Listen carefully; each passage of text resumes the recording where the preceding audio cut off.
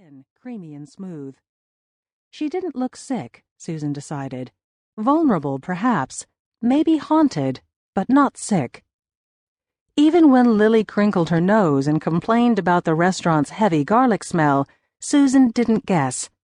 She was too busy assuring herself that those clear eyes ruled out drug use, and as for alcohol, she had never seen bottles, empty or otherwise, in Lily's room.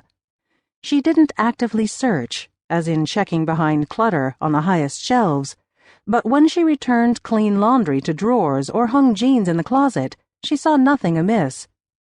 Alcohol wouldn't be a lure. Susan drank wine with friends, but rarely stocked up, so it wasn't like Lily had a bar to draw from. Same with prescription drugs, though Susan knew how easy it was for kids to get them online. Rarely did a month go by without a student apprehended for this. "Mom?" Susan blinked. "Yes, sweetheart." "Look who's distracted. What are you thinking about?" "You. Are you feeling all right?" There was a flash of annoyance. "You keep asking me that."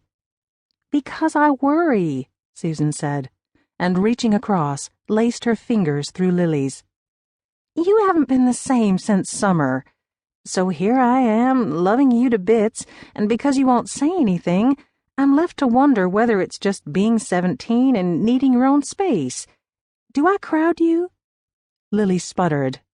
"No, you're the best mom that way." "Is it school? You're stressed." "Yes," the girl said, but her tone implied there was more, and her fingers held Susan's tightly. "College apps? I'm okay with those." "Then calculus." The calc teacher was the toughest in the math department, and Susan had worried Lily would be intimidated. But what choice was there? Raymond Dunbar was 30 years Susan's senior and had vocally opposed her ascension to the principalship. If she asked him to ease up, he would accuse her of favoritism. But Lily said, "Mr. Dunbar isn't so bad." Susan jiggled Lily's fingers. "If I were to pinpoint it, I'd say the change came this summer. I've been racking my brain, but from everything you told me, you love your job. I know, you were at the beach, but watching 10 kids under the age of 8 is hard, and summer families can be the worst." Lily scooped back her hair. "I love kids. Besides, I was with Mary-Kate, Abby, and Jess." Her 3 best friends. Daughters of Susan's best friends, all 3 girls were responsible. Abby occasionally lacked direction, like her mom Pam, and Jessica had a touch of the rebel, as Sunny did not. But Mary-Kate was as steady as her mom Kate, who was like a sister to Susan. With Mary-Kate along, Lily couldn't go wrong. Not that Lily wasn't steady herself, but Susan knew about peer pressure. If she had learned one thing as a teacher, it was that the key to a child's success lay in no small part with the friends she kept. "And nothing's up with them?" she asked. Lily grew guarded. "Has Kate said anything?" Susan gentled. "Nothing negative. She always asks about you, though. You're her 6th child." "But has she said anything about Mary-Kate? Is she worried about her like you're worried about me?" Susan thought for a minute, then answered honestly.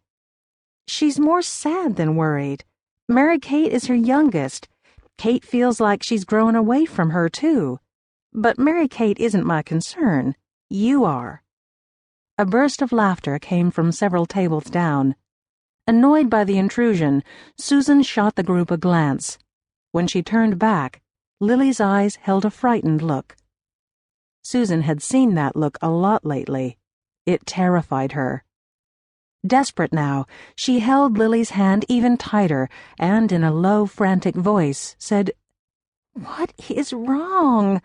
I'm supposed to know what girls your age are feeling and thinking, but lately with you, I just don't.